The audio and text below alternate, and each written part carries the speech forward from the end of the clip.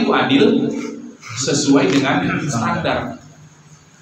Kalau Anda punya kereta Anda, sepeda motor lah kita bilang, ya kan? Nanti di upload Bang Nurul Jalil, kita bilang kereta, orang di Sumatera ngeri punya kereta. Karena orang Jawa itu kalau kereta itu artinya kereta api gitu.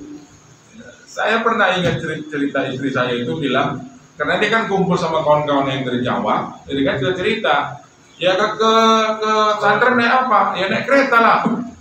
Ya kalau pulang gimana? Apa bisa nunggu di situ? Enggak. Kereta ini masukkan rumah kan? Dimasukkan rumah. Terkejut mereka. Karena kita memasukkan kereta itu maksudnya adalah sepeda motor. Jadi mereka bayangkan kereta dimasukkan rumah. Wah, sebesar apa rumahnya ini katanya. Jadi kita bayangkan. Sampai di mana tadi kita? Standar tadi dia. Jadi kalau kereta Anda itu atau sepeda motor Anda itu adalah sepeda motor 2 tak, adil itu adalah ketika Anda memberinya oli 2 tak. Kenapa? Sesuai dengan standar. Kalau sesuai standar itu harusnya diberikan 4 tak, maka olinya pun diberikan 4 tak. Lalu pertanyaan berikutnya, standar siapa yang mau kita pakai? Standar siapa yang mau kita pakai? Maka adil di suatu perusahaan, konsep adilnya boleh jadi tidak sama dengan konsep adil di tempat perusahaan lain. Bukankah masing-masing perusahaan itu memiliki standar yang berbeda-beda? Jadi boleh jadi adil di suatu perusahaan menjadi tidak adil di perusahaan yang lain. Di perusahaan A, kalau mau naik gaji itu perlu 2 tahun, baru naik 3%, katanya begitu. Wah, kali itu. Kenapa begitu? Ya, saya sebelumnya kerja di sana, Pak. Kalau 2 tahun itu naiknya 7%, katanya. Kenaikan gaji kita, katanya. Wah, yang nggak adil lah seperti itu. Loh, enggak lah, Pak. Coba bayangkan, mengenai UMR. Menurut pengusaha, yang adil itu kalau naiknya 2%. Menurut buruh, adil itu kalau naiknya 30%, gitu ya kan? Sehingga yang mana yang benar? Nggak bisa kita bilang yang mana yang benar. Tengok yang mana standar yang dipakai. Lalu pertanyaan, standar siapa kita pakai? Standarnya Allah Subhanahu wa Ta'ala. Standar yang kita pakai adalah standarnya Allah. Sepanjang standar itu bukan standar Allah, maka standarnya akan berubah-ubah, akan berbeda-beda. Jadi apa yang dimaksud dengan adil itu adalah adil menurut Allah. Ya, adil menurut Allah. Itu adalah standar yang dipakai. Kalau kata Allah, perempuan itu mendapatkan setengah bagian, maka itulah yang adil. Walaupun kalau pakai akal manusia, loh, harusnya kan perempuan dapat banyak ya kan, boy? Kata perempuan, baru kata laki-laki, senyum-senyum dia. Kata Allah segitu kok, ya sudah segitu. Tapi ternyata keadilan Allah itu mempunyai maksud dan tujuan. Jadi kenapa setengah? Ada alasannya.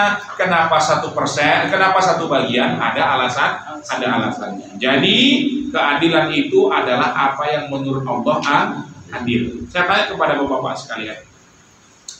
Di sini dikatakan ta'dilu bainasnaini, memberikan keadilan kepada dua orang. Maksudnya ini mereka itu berselisih.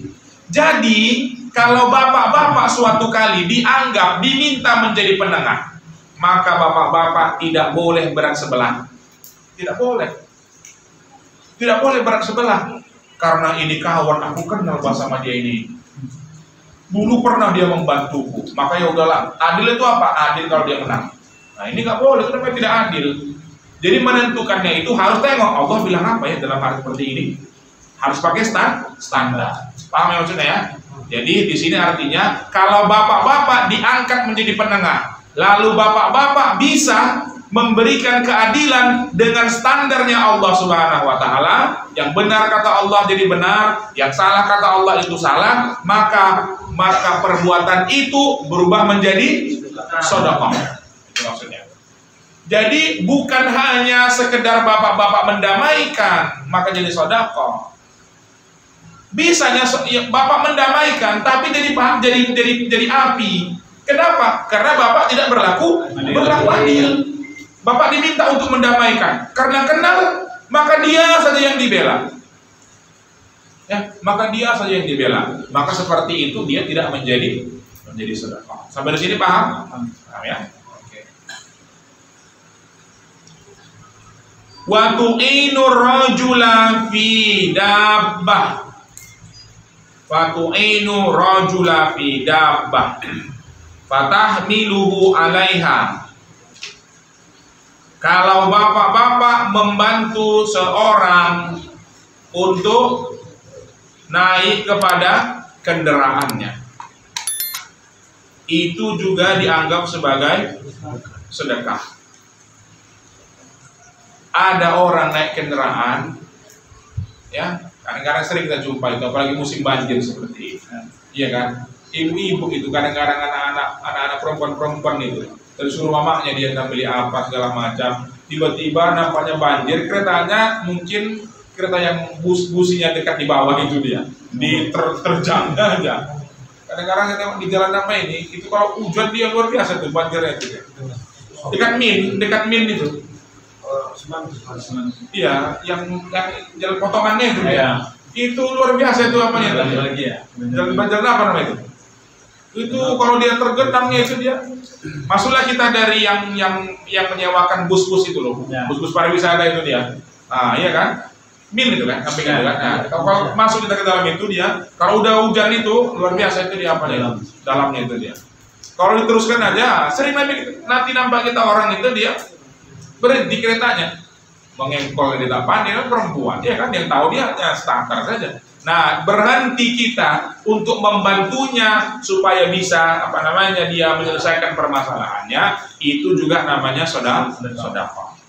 Jadi jangan dianggap sedekah itu harus memberikan sesuatu yang berharga dalam artian materi. Membantu orang naik kendaraan pun itu namanya sedekah. Bahkan tarfa'u lahu 'alaiha, tarfa'u mengangkatkan, ya, mengangkatkan barang-barang orang, mata'ahu sedekah. Kadang-kadang orang itu dia punya barang bawaan yang besar, dia naik kereta. Kalau dia luar naik, tak ada yang mengangkatkan kotaknya ini. Kalau kotaknya luar naik, siapa yang megangi keretanya? Paham kan? Sering kan kita yang seperti ini ya. Nah, berhenti sendiri bapak. Kenapa? Tunggu pak, bapaknya duluan biar kuangkatkan ini dia. Seperti itu keadaannya. Itu pun kata Rasulullah sedekah. Kita membantu seperti itu. Orang naik kendaraan saja, itu namanya sudah sedekah. Oke, berikutnya.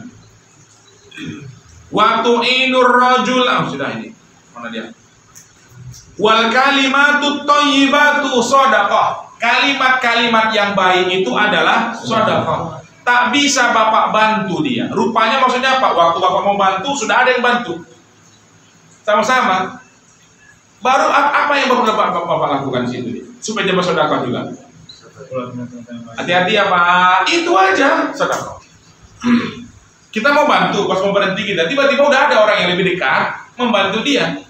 Supaya berhenti kita itu menjadi sedekah, supaya kita ucapkan saja kalimat thayyibah, kalimat-kalimat yang baik itu sudah namanya sedekah. Hati-hati Bu, ini Bu, apa istilah kita ini? Basa-basi. Iya kan? Basa-basi tapi menenangkan hati orang, itu termasuk sedekah. Bayangkan seperti itu agama ini, diatur semuanya. Sekadar membuat orang kata-kata yang baik itu sedekah. Atau kita bilang, coba bayangkan sekarang ini, jangan saya kenapa ada razia ya? Orang seperti itu ya kan? Iya kan? Saya berapa kali terselamatkan dalam tanda kutip terselamatkan lah kan? Aku biasa aja kan? Kalau muter-muter lagi nih Pak aja teruskan aja. Bang. Oh, belok kan? Selamat aja sih. Ya karena masyarakat ini merasakan kesusahan dari itu. Iya kan? Dibayarkannya kalau seandainya sudah lama cari makan, kadang-kadang untung pun sekian-sekian. Kalau harus lagi menyetor kepada bapak itu, tinggal berapa lah kau bawa pulang, ya kan? Jadi karena merasa senasib sepenanggungan, jadi boleh kita simpulkan merasa sepenasib sepenanggungan itu adalah sedekah. Masya Allah. Aman itu. Itu termasuk sedekah itu deh, karena dia kalimat thayyibah. Kita lanjut. Wa bikulli khutuwati tamshiha ila shalah, dan setiap langkah-langkah yang kita langkahkan menuju sholat. Maksudnya di sini langkah-langkah menuju sholat. Orang yang mau ke mushola, orang ke masjid, orang yang berjalan ke tandasnya untuk ambil wudhu, ya itu lalu dia dari tempat wudhu dia pergi ke ruang tamu atau ke kamarnya untuk melakukan sholat. Langkah-langkahnya itu adalah sedekah. Masya Allah. Begitulah Allah Subhanahu Wa Taala itu begitu royal memberikan sedekah kepada manusia. Watumitul aza anitariq, menyingkirkan halangan-halangan di jalan. Ya, menyingkirkan halangan-halangan di jalan. Bapak-bapak, ini beberapa kali saya tengok, bapak-bapak kalau nampak berhenti, kadang-kadang di depan situ. Kalau kita kencang-kencang, nggak sadar kita rupanya menjuntai itu pelepah sawit itu dia. Kadang-kadang kalau kita terus saja, lumayan juga itu kemana? Iya. Iya. Jadi berhenti sebentar, tangkap dia, patahkan dia sedikit, diambil, sehingga nanti naik dia ke atas lagi. Nah, itu kata Rasulullah, sedekah. Bukankah ada dijelaskan dalam riwayat orang yang masuk surga lantaran dia menyingkirkan halangan duri di jalan. Luar biasa ini agama kita ini. Luar biasa. Jangan dibayangkan sedekah itu filantropis, harus mengirim rekening sekian-sekian. Enggak begitu. Surga itu bukan disediakan untuk orang kaya sehingga yang masuk surga itu yang harus bersedekah dengan itu enggak. Mematahkan duri sawit, mematahkan pelepah sawit itu supaya orang jangan terkena ke wajahnya, termasuk bagian daripada sedekah. Kalau mencari duri di jalan, kalau mencari memang itu lebih mantap lagi. Sengaja sekedar lewat lebih mantap itu. Nampak ada ini, kalau nampak orang ini dia kalau kita injak ini gawat ini, kita ambil, kita singkirkan di jalan.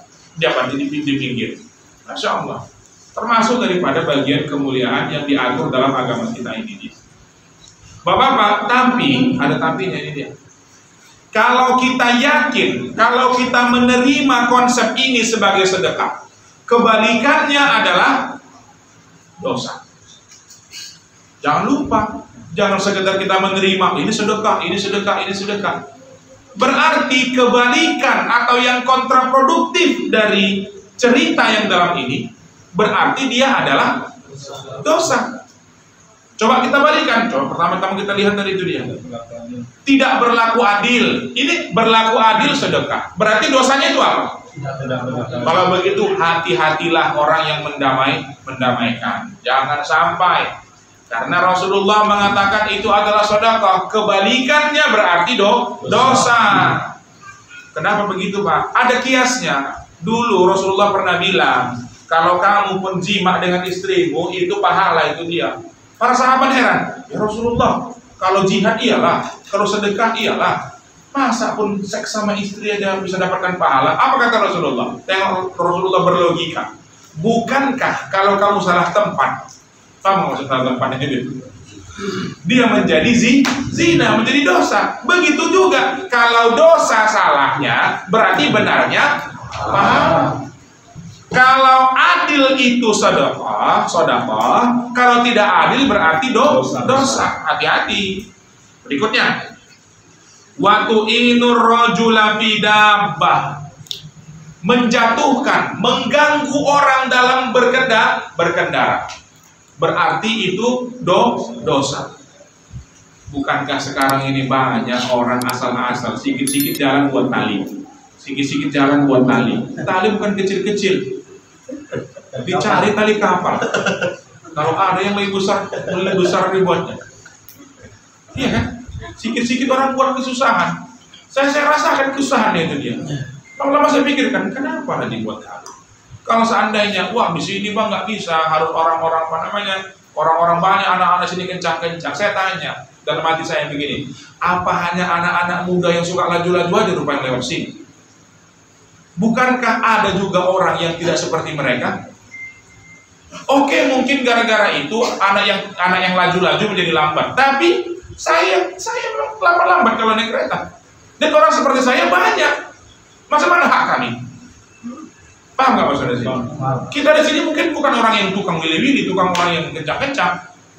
Mungkin oke lah dia bisa menyelesaikan masalah orang yang suka laju-laju, suka kencang-kencang di jalan. Tapi masalah orang lain, kalau memudahkan jalan itu sedekah, jawabannya menyulitkan jalan itu dosa. Berapa banyak orang yang membuang tikus di jalan? Ayo, siapa yang buat urusan ini? Bukankah harusnya kita membantu jangan ada najis di jalan? Tapi sekarang orang nggak tahu ini logika dari mana. Sudah jelas logika dari setan itu dia. Karena dia malas menguburkan bangkai itu, dibuangnya di jalan dengan alasan nanti kan terinjak mobil. Loh, kita tanya, kalau kamu punya mobil, mau kamu injaknya? Enggak. Kalau kamu nggak mau, kenapa kamu beranggapan orang lain mau? Banyak orang begitu, Pak. Kalau buang bangkai tikus di jalan, dalam pikiran saya, dari mana logika ini datang? Jawabannya jelas saja dari setan. Membuat halangan di jalan. Kadang-kadang kalau halangan itu dikasih tengahnya bolong, jadi bisa pelan-pelan, oke. Tapi ini semua tinggi, kurang tinggi dibuat. Apa masalahnya? Nah itu banyak, berapa banyak kejadian seperti itu? Berapa banyak seperti itu? Kadang-kadang orang menduga dia berbuat baik, padahal dia sedang berbuat dosa. Oleh sebab itu Rasulullah mengatakan bahwa thalabul ilmu fariidatun ala kulli muslim. Menuntut ilmu itu wajib, bukan karena Rasul mau memberatkan kita. Karena boleh jadi kita tidak tahu, akal kita kan yang membuat kita menjadi jatuh ke dalam dosa. Karena nggak tahu kita. Sekarang ini kalau orang pesta berlomba-lomba menutup jalan. Ya, berlomba-lomba orang menutup jalan. Kalau kita bayangkan, kalau kita bilang, kenapa kamu menutup jalan? Kamu ini nggak toleransi. Kami kan sedang pesta. Kenapa nggak dibalik? Kenapa nggak dibalik? Dalam agama ini kepentingan umum sama kepentingan pribadi yang mana didahulukan? Kepentingan umum, kenapa nggak dibalik pertanyaannya itu? Bukankah bisa win-win solution istilah zaman sekarang? Iya kan? Win-win solution. Mungkin tidak semuanya, mungkin separuh jalan. Kenapa kalau seandainya semuanya di jalan? Kadang-kadang itu, mohon maaf kita bilang itu dia kan. Justru orang yang dalam keadaan meninggal itu dia. Ditutup berhari-hari tutup dia. Gara-gara itu. Dalam pikiran saya, mudah-mudahan janganlah begitu. Tapi sampai terlihat di pikiran saya, jangan-jangan orang itu dipukul gara-gara jalan ini, gara-gara mati dia, dipukulkan dia. Tutup jalan, pukul malaikat. Kenapa malaikat? Aku nggak salah. Gara-gara kau mati orangnya juga. Tutup jalan itu. Tutup jalan. Mudah-mudahan janganlah begitu kan. Mudah-mudahan jangan. Tapi maksud saya ini untuk apa namanya? Untuk memberikan pengajaran kepada kita. Justru dalam agama kita disuruh memudahkan, bukan menyulitkan. Berikutnya lagi tadi. Apa tadi ini? Wa kalimatut thayyibatu, kalimat-kalimat yang baik. Berarti dosanya itu apa? Kalau kalimat-kalimat yang buruk, janganlah kita suka mengeluarkan kalimat-kalimat yang buruk. Apalagi kepada anak, ya hati-hati. Bapak ini orang tua, kita ini orang tua. Ingat ya, kata-kata orang tua itu sakti. Ya, kata-kata orang tua itu sakti. Ibarat kata Roma Irama. Yang keramat itu bukanlah pohon besar di sana. Yang keramat itu adalah ibumu. Apa maksudnya keramat? Keramat itu dalam bahasa Indonesia diserap dari bahasa Arab. Karomah. Sesuatu yang di luar nalar manusia berupa kemuliaan. Itu ada pada orang tua. Jadi cakap kita kepada anak, bodoh kali lah kau, kita bilang. 10 tahun, 20 tahun ke depan, dia jadi bodoh. Lalu kita marahin dia. Ini kan gara-gara ayah tuh dia bilang aku bodoh, maka jadi bodoh. Maka dari itu hati-hati, kalimat thayyibah itu sedekah, dosanya itu kalimat yang buruk, apalagi dari orang tua kepada anaknya. Hati-hati kita, hati-hati. Berikutnya, wa bi kulli khutwati tamshiha. Nah, melaksanakan sholat, langkah-langkahnya itu dihitung. Begitu juga orang yang memiliki waktu sengaja meninggalkan sholat. Kita khawatir ini dia, logika seperti ini. Memang ada orang yang dengan sengaja tidak melaksanakan sholat. Ya, ada waktu sholat Jumat sudah, ada santai, tidak melaksanakan sholat Jumat, justru mempertontonkan ketidak sholat Jumatannya itu. Kalaupun kita tidak sholat Jumat, janganlah kita dulu-dulu mangkal-mangkal di depan orang. Ya. Sama itu ibarat begini, kalaupun di bulan Ramadan, kalaupun kita nggak sedang puasa, janganlah pula kita di depan orang kita di bulan Ramadan. Ya di rumah, kalaupun, iya kan, kalau nggak sanggup lagi kita menahannya itu dia. Paling tidak kita tidak mengkampanyekan. Sama juga, kalau seandainya di hari apa namanya, di hari Jumat itu dia. Janganlah kita di hari Jumat itu menunjukkan kita itu santai-santai padahal azan sudah berkumandang. Bukankah kita tahu langkah-langkahnya itu adalah langkah-langkahnya adalah sedekah. Kalau begitu kebalikannya, sengaja meninggalkan langkah-langkah itu, maksudnya sengaja tidak melaksanakan sholat adalah dosa.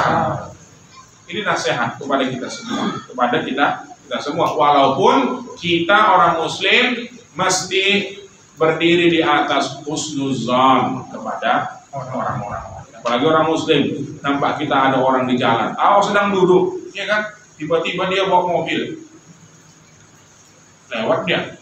Ini apa namanya, khotib sedang berkhutbah. Kita nampak dia bawa mobil, apa dalam hati kita?